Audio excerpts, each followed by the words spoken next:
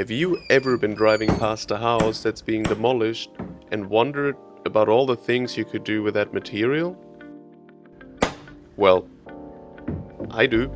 Today I'm gonna turn one man's trash into another man's dresser. My dresser. Right here, in my 2 small car garage. Free timber, only want to use things I have here and no hardware. Timber storage of shame. We're gonna clean this up. This timber came from the old house next door to mine, built around 80 years ago. When it was pulled down, the crew was more than happy for me to take the wood instead of filling their skip bin with it. 80 years. Back then, builders used some beautiful Australian native hardwoods for framing. Things like spotted gum, ironbark, brush box, tallow wood, and blackbutt. Let's clean those bad boys up. Alright, here we are. This is what we're working with. Do not know how far it will get us. We'll just glue up some panels and see what happens. Chop them to rough length over here in the droppy. This is gonna get messy because I still haven't got any dust extraction on my drop saw. Tried a few times, miserably failed. Gave up on it, let's stick with the mask. As far as planning goes for this project, came down to 3 measurements. And that's about it. I just wanted to see what happens if I don't overthink it for once. Just make it up as I go. But honestly, I only ended up making a few things twice. So I'll call that a win. When you're working with reclaimed timber, a metal detector very quickly becomes your best friend. You'd be surprised how many nails, screws, bits of wire and whatnot you find inside those. When working with reclaimed timber, a lot of people think it's the cheaper option, but that's a bit of a myth. There's so much time that goes into bringing it back to life. Best $15 I've ever spent. Pulling out old nails, cleaning it up, sorting it, and cutting it to size. By the time you're done, it can actually cost more than buying new wood. It's not everyone's cup of tea, but for me, there's something special about it. Next I was onto my old trusty jointer, I squared up the stock, chucked a new blade on the bandsaw, and ripped everything into boards for my panels. So this build actually dates back a couple of years. It was one of the last projects I got to make in my old workshop. My first workshop. It was a small 2-car garage, right in the backyard. My cave to man in. I love that place. The neighbors, however, not so much. Weird, eh? Those things.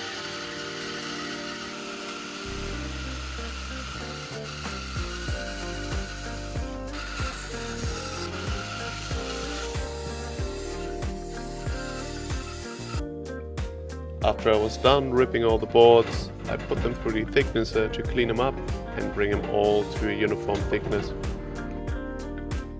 I like to imagine the carpenters who once built a home with this timber, what they think if they knew their work would live on as a piece of furniture instead of ending in a skip. And giving it a second life that will last another 80 years or more. These timbers are still around today, but they're far too valuable to be hidden inside walls.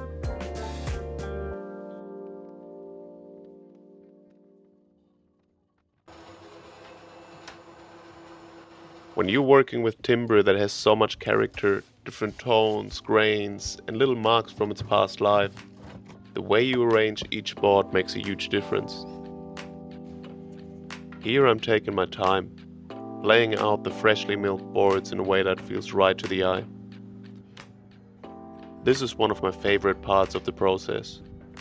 Other than the initial design, this is where you can really leave your fingerprint on a piece. Once I was happy with the layout, I took each adjoining edge to my old jointer to give them a clean straight cut. That way they'd glue up tight with no gaps.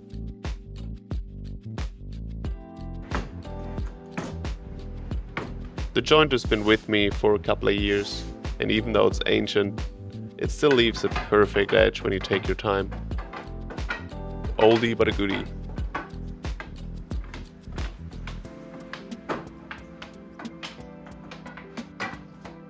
Then it was to the glue up, a slow, steady process of brushing, clamping, and making sure everything lined up just right. Oh, he's making a mess. There's something satisfying about watching all those individual boards come together into one solid panel. A new piece of timber history ready for its next chapter. The order and balance of color can completely change the feel of a panel. It's like painting, but with wood. Tomorrow we're gonna glue up the front panel and the top panel and hopefully find some scraps of ply. And then probably won't find any big enough offcuts of ply.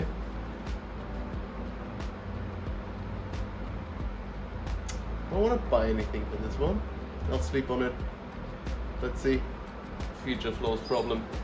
We'll worry about it tomorrow. Okay, that's it for today. I'll see you tomorrow. The next day, I took them out of the clams, and they already had come a long way. Well, not literally, because they were next door, but in a, you know what I mean. As much as I wanted to keep that build completely free, I did end up buying one sheet of plywood. And I know, that's not what the title said. So, if you feel like I did mislead you, calling me a liar, fair enough. It wasn't free. It was 70 kangaroo coins. Okay, our panels are all glued up. I'm really happy how those came out.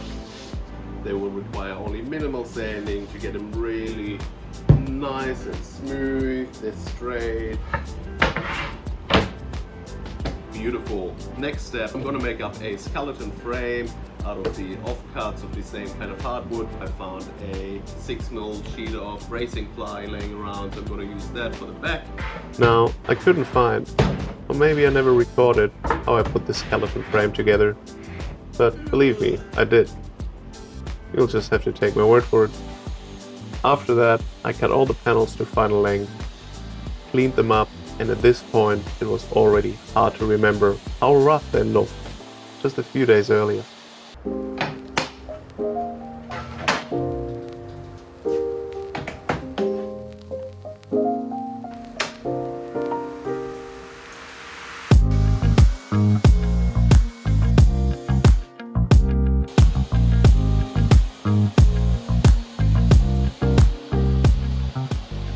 I saved the nicest pieces for the top panel and the drawer fronts. I used the worst scrap ply I had laying around for the back. It's still a scrap wood project, other than that $70 cheat sheet, of course. And as some of the more advanced woodworkers might have noticed, I completely ignored wood movement on this one. Everything is glued and pinned. But here's the thing. Been 2 years since I filled this dresser, and there's not a single crack. So maybe I just got lucky. Maybe 80-year-old wood doesn't move that much anymore. I mean, 80-year-old people don't. Or maybe the big man just wants us to believe in wood movement to sell more furniture. Who knows?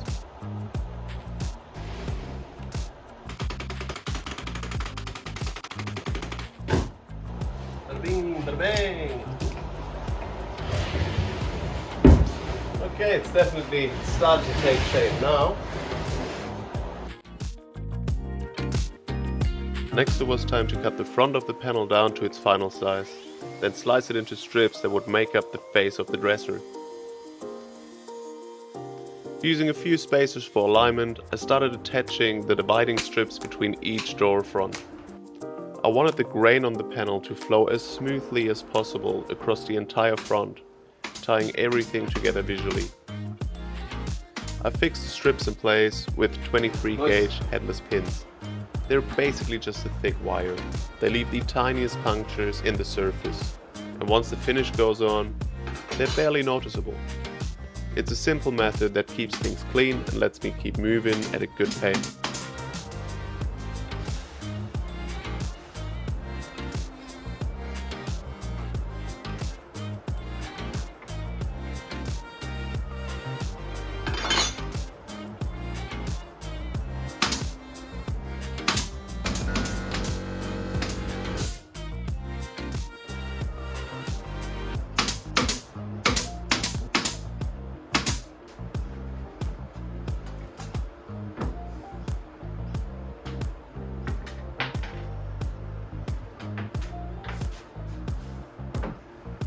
After that, I dug out the most unworthy piece of plywood I could find and used it for the back panel. A true recycling effort. It's not pretty, but it does the job, and luckily, it will never see the light of day again.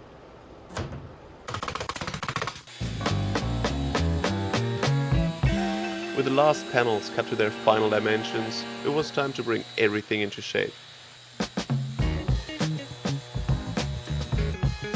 Chamfering the edges, sanding, raising the grain with a bit of water, then sanding once more for that smooth finish.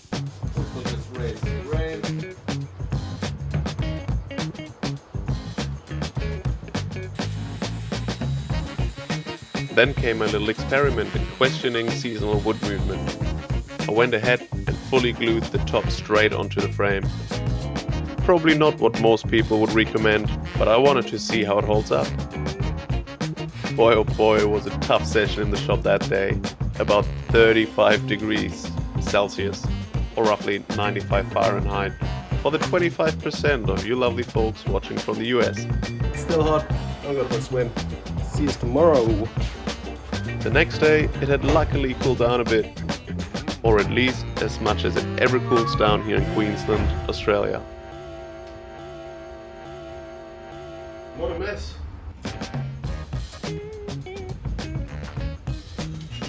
Let's finish that thing, eh? With the temperature a little more bearable, it was time to move on to the drawers and handles. I built the drawers in classic fashion, with a floating bottom panel. For the sides and back, I could just make a series of passes on the table saw to cut the grooves that holds the bottom panel. And this fits in. Just really lovely and snug. That's what you want. But the fronts are a bit more tricky. Since it also acts as the drawer face, I needed the groove to stop short, so you wouldn't see it when the drawer is open. That one had to be done on the router table. The drawer bottoms are made from the sheet of plywood I reluctantly bought. The sides and back though are made from Oregon pine, another lucky find from a demolition site I couldn't resist stopping at. It's got a nice grain and lightens up the inside. With its somewhat soft nature, it's easy to work with, even though it can be a little brittle at times, as I would find out very soon. After I had all the grooves cut, I finished sanded the inside of all the drawer parts before assembly to not end up cursing like a motherfucking sailor afterwards. Wonderful. Chuck on some tunes and get into the sanding.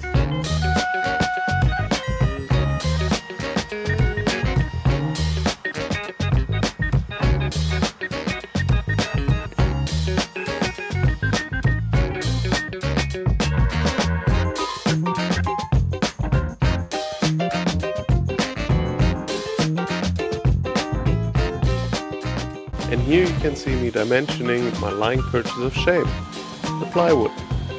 It's oak, actually pretty nice.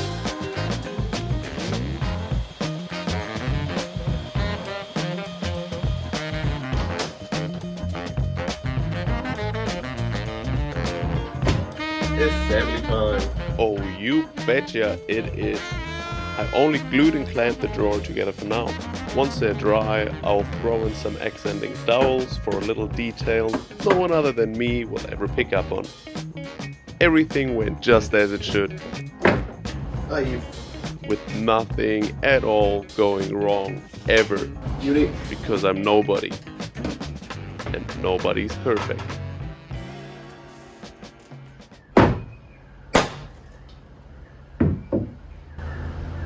Ouch.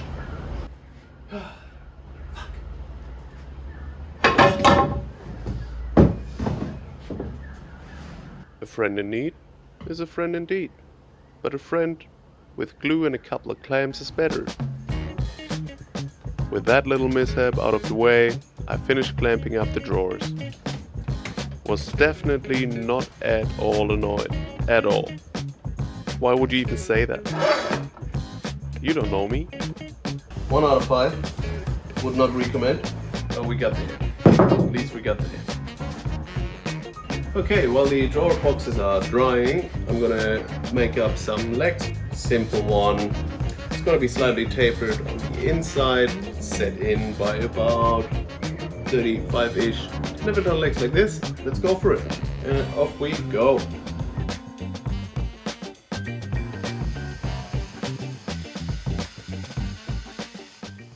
If you're not quite sure what I'm doing here, that's okay.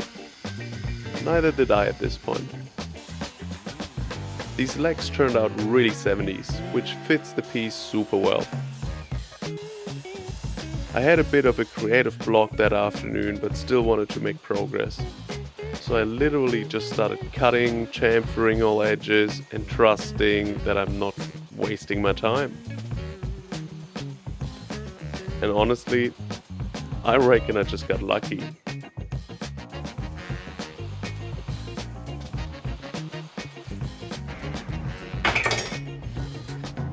As much as I love this chamfer bit, I reckon that thing is absolutely frightening. Anyhow, I'm pretty happy with this. I reckon that's gonna look mint. There's a little sand, and they'll be ready. After the legs were ready for install and my drawer boxes had had sufficient time to dry, I started cutting up dowels for them. I still had a ripping blade in my bandsaw, which I was just, too lazy to change. So the dowels were flying everywhere. Kinda fun. If you like collecting little pieces of wood across the workshop floor. After I had collected all the ones I could find, I drilled the corresponding holes into the drawers and hammered the dowels home with a bit of wood glue.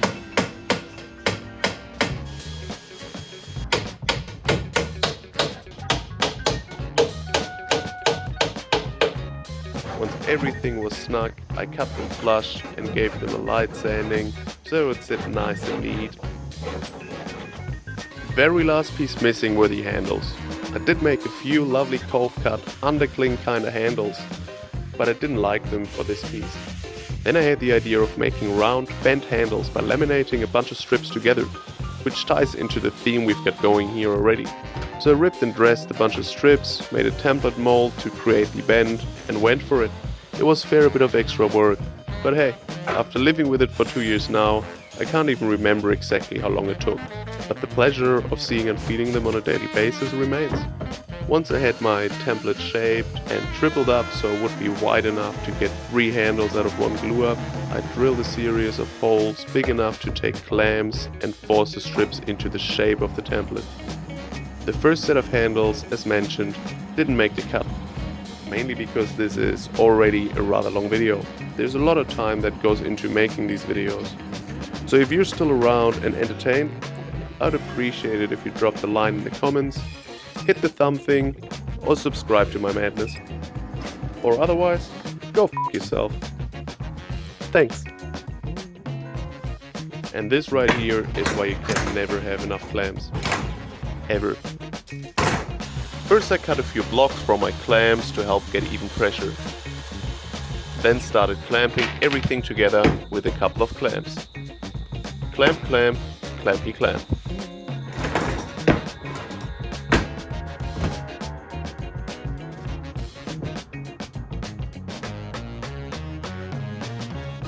Buttload of glue.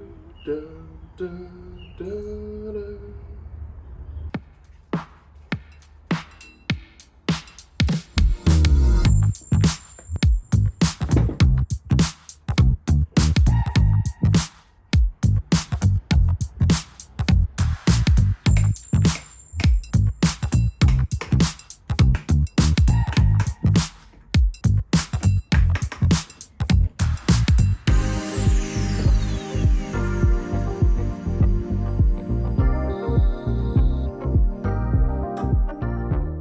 Okay, I think this will do.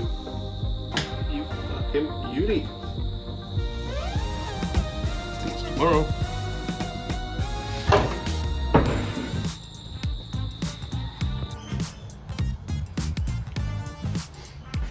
Good morning.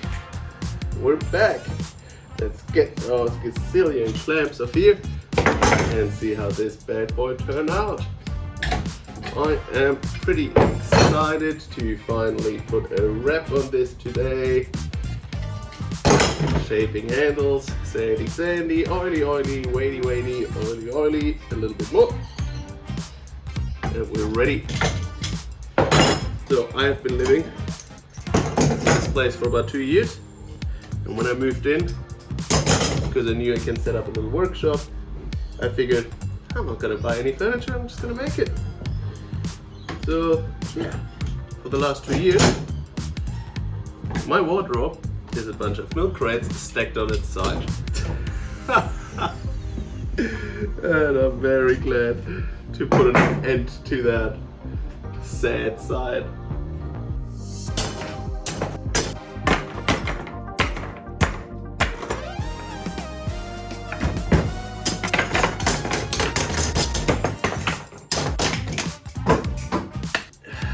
Looks like it's sticking fairly well to the MDF. Hopefully not for too long. There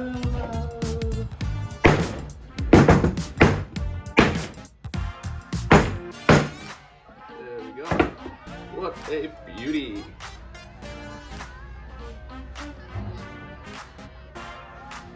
Yeah. Before I started cutting the individual panels out of the glue up, I flattened the contact points where the handles would meet the drawer faces. Then I ripped it into 3 equal strips on the table saw.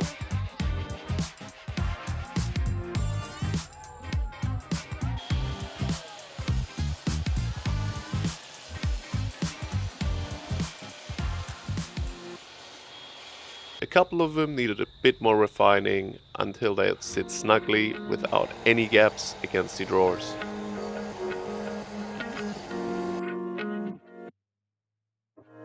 I started shaping them with a round over bit on the router table.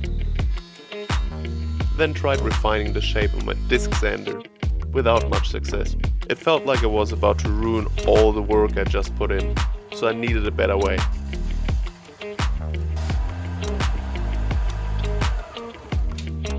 Oh, this is shit. I ended up clamping my orbital sander to my workbench, and that worked a treat. Honestly, this was probably my favorite part of the whole project. Just shaping away with no lines to stick to, checking back and forth until they looked and felt just right. I quickly sanded the drawer faces before I couldn't reach them anymore and started fitting the handles.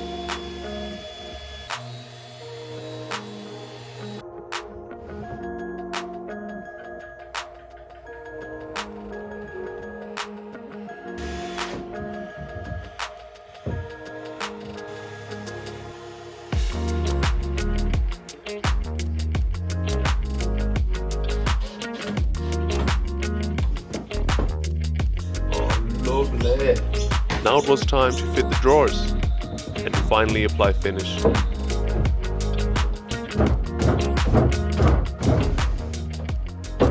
Almost, but not quite. A little too snug, it's gonna shave some of the drawer.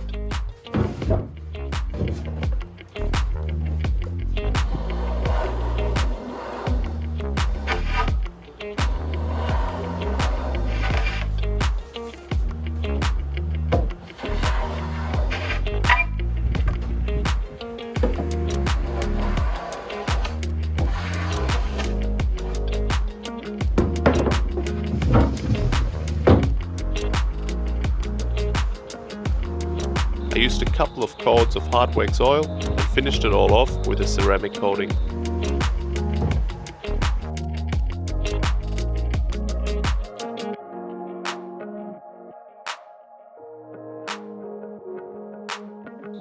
This is it, 4 years in the making. 2 years until I finally made time to build it, followed by another 2 until I eventually put this video together. It was a blast from the not so far past editing this one. I probably spent an entire week building it, but honestly, I can't even remember.